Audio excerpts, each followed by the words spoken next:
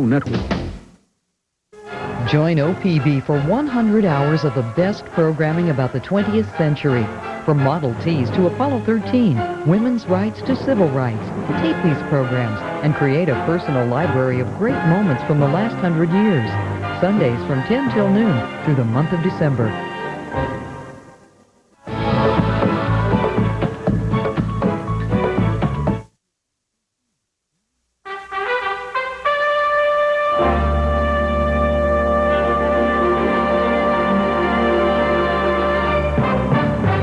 Good evening, I'm Jim Lara. On the NewsHour tonight, further reaction to the Kosovo peace deal from Senators McCain and Lieberman and Congressman Leach and Kucinich, with some analysis by Paul Gigot and Tom Oliphant substituting for Mark Shields.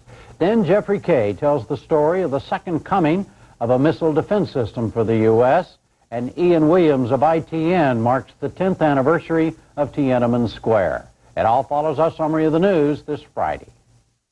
Brought to you in part by ADM. Feeding the world is the biggest challenge of the new century. Outside the U.S., you'll find 96% of the world's population. Inside, you'll find the means to feed them. ADM, supermarket to the world.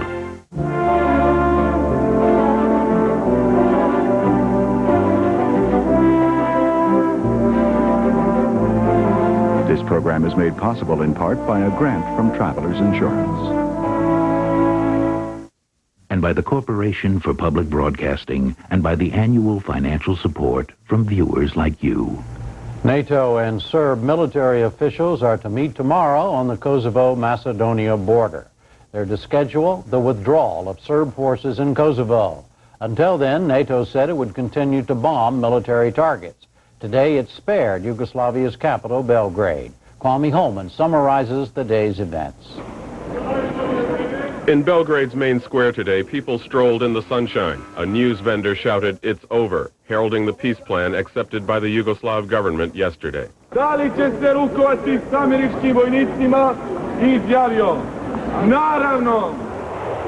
for NATO, the war is not over yet. Allied planes flew more than 600 sorties in the last 24 hours, hitting Serb forces, broadcast stations, and an airfield, but steered clear of targets in the capital city.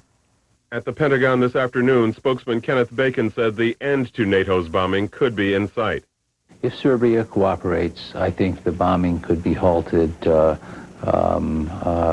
the end of the weekend or very early next week. But it could take much longer than that. It could be 4 days, it could be longer. And a lot will depend on how quickly the Serbs are willing to act on the agreement that their parliament has already accepted. Earlier, in an interview with Charles Gibson on Good Morning America, President Clinton said there will be no halt in the bombing until NATO's objectives are met. And I think it's important that we continue the military action against the military targets until we have some evidence that there are more than words here. What is the evidence? For 6.5 years, we've had various agreements. But until we had the agreement ending the war in Bosnia at Dayton, the others weren't kept. And so I think that, and we've had the same problem in Kosovo. We want to know that the military forces are withdrawing. And we want to have the timetable for our people going in. Were war crimes, the war crimes charges against Mr. Milosevic discussed at all in the talks? I don't believe they were. His staying in office, were they discussed? Was that discussed? That's not part of the terms that NATO set out in the beginning. So that question is simply left? That question's left open. Now, he is subject to the jurisdiction of the International War Crimes Tribunal, which means that if he comes within the jurisdiction of any country that is cooperating with the United Nations, they would have an obligation to turn him over. There also was doubt the NATO allies would help war-torn Yugoslavia with Slobodan Milosevic still in power. British Prime Minister Tony Blair compared the main Yugoslav Republic of Serbia to the city where he was meeting with European Union leaders, Cologne, rebuilt after it was devastated by Allied bombs in World War II. So however dark these days may seem to people in Serbia, there is a brighter future there for them if they are prepared to grasp it. A democratic Serbia can and should take its place among the family of nations. But you have a dictator in charge an indicted war criminal as your leader. And you cannot expect properly to be part of the reconstruction of the Balkans while that remains so. In Brussels today, NATO spokesman Jamie Shea said Allied generals will meet tomorrow with their Yugoslav counterparts to draw up plans for withdrawal of the Serb military from Kosovo. Shea said he considered violence by retreating Serbs unlikely. I believe that after all of the havoc that they have caused in Kosovo, those Yugoslav security forces have an interest in withdrawing very quickly indeed. The more crimes that are committed, the more people will be indicted for war crimes charges. There are already going to be enough of those around, and so those commanders who are still in Kosovo should think very, very carefully indeed before trying to commit even further atrocities. The peace deal calls for the Kosovo Liberation Army to disarm. However, KLA leaders today said Serb forces continue their attacks on ethnic Albanians in Kosovo. The information we are just receiving every moment shows the quite opposite. The Serbian forces are undertaking at the same time strong offensive against the population in Kosovo, which shows that Milosevic once again is not serious about what he promises and what he does. Meanwhile, Allied troops are preparing to be part of a 50,000-member international security force that will establish order and assist in resettling the refugees. Russia is expected to contribute a separate contingent of several thousand troops, but it is not clear how closely they'll be tied to the NATO operation. In the camps along the Kosovo border, aid workers warned that refugees who return home will find many obstacles, including a shortage of food. I interviewed extensively at the border when it was still possible to do that about the systematic destruction of food sources by the Serbs in the area. And, that's been going on for a long time now. And people just don't have food to eat. We know we're going to find a very bad situation when we go back. Refugees who crossed the Albanian border today said they were released from Serb-run prisons and reported fighting continues in the province. We'll have more on Kosovo peace right after this news summary. The nation's unemployment rate was back down in May. The Labor Department reported today it was 4.2%, a 29-year low. The jobless rate for blacks was the lowest on record. The number of new job positions grew by only 11,000. It had gone up by 343,000 in April. President Clinton appointed James Hormel to be ambassador to Luxembourg today. The Republican-controlled Senate has twice refused to act on Hormel's nomination because he is openly gay. Mr. Clinton took advantage of a presidential power, allowing him to make appointments while Congress is in recess. It's out for the Memorial Day holiday. Hormel lives in San Francisco. He's a member of the Hormel meatpacking family. In Little Rock today, federal investigators continued to examine the remains of American Airlines Flight 1420. They determined that landing controls were not operating properly when the jetliner skidded off the runway and broke apart in a storm Tuesday night. They said the flight data recorder showed wing panels called spoilers did not deploy, and the engine's thrust reversers did not remain on. 9 people, including the pilot, were killed, 83 were injured. And that's it for the news summary tonight. Now it's on to Congress and Kosovo peace, Gigot and Oliphant, the return of a missile defense plan, and the 10th anniversary of Tiananmen Square.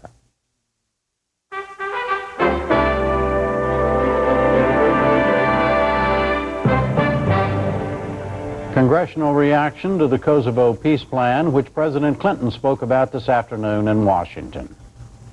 For 72 days now, we have been engaged with our allies in a difficult but just and necessary military campaign with 3 simple goals: the return of over 800,000 innocent Kosovar refugees to their homes with safety and self-government, the withdrawal of Serb forces, and the deployment of an international security force with NATO at its core to protect all the people of that shattered land.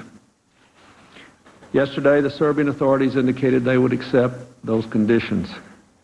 Russian Special Envoy Chernomyrdin and Finnish President Ahtisaari played instrumental and courageous roles in making this possible. I am grateful to them, and so should all Americans be. Tomorrow, military officials from NATO and Serbia will meet to work out the details of the withdrawal of Serbian forces from Kosovo. This is the next necessary step for implementation of our conditions.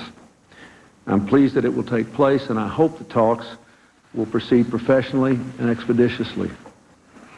As I said yesterday, our diplomatic and military efforts will continue until we see Serb forces begin to withdraw in a full-scale manner. Our experience in the Balkans teaches us that true peace can only come when progress in discussions is followed by progress on the ground. At the same time, there is an enormous opportunity to be seized here, a chance to shift our focus from defeating something evil to building something good, a chance to work with our allies to bring a stable and prosperous and democratic southeastern Europe in which people are never again singled out for destruction simply because of their religious faith or their ethnic origin. This is a goal that has been worth fighting for over the last weeks, a goal which must be uppermost in our minds as we make sure our conditions are met, a goal we must work for with steadfast determination in the months and in the years to come. And I believe that the overwhelming majority of Americans share this goal.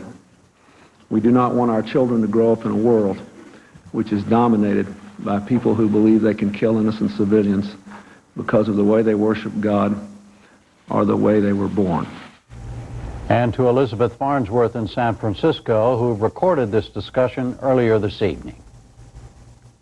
Joining me are two senators, John McCain, Republican of Arizona, and Joseph Lieberman, Democrat of Connecticut, and two House members, Republican Jim Leach of Iowa and Democrat Dennis Kucinich of Ohio. Thank you all for being with us. Senator McCain, is this a good peace plan? I think it's that we can be very guardedly optimistic about it. If some of the outstanding questions are resolved, I think it's a reason for us to have hope and optimism. Obviously, we're dealing with a man who has broken other commitments and promises and has been branded a war criminal, but I am hopeful if we can have some of the aspects of it resolved, such as the Russian role, the supremacy of NATO, hopefully not a partition of the country, and other issues can be resolved, but let's be guardedly optimistic about it. Senator Lieberman, guardedly optimistic? Yeah, John's tone is just right.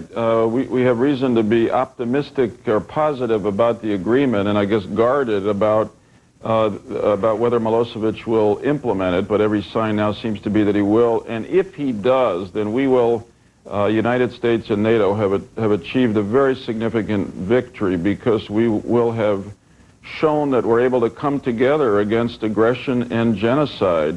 And that is not only important to the peace and freedom of Europe, but in some senses is the next battle for the values that we held up in the Cold War, but it keeps the United States and NATO's credibility very strong, and I think will help to diminish any thoughts of aggression or similar ethnic slaughter that may come to the mind of a dictator anywhere else in the world. So we are on the verge of what is a significant victory, and a great one to end the 20th century on.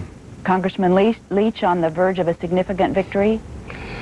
Well, I think, first, the peace plan is vastly preferable to prosecution of the war, but perspective is very difficult to apply, particularly at this point in time.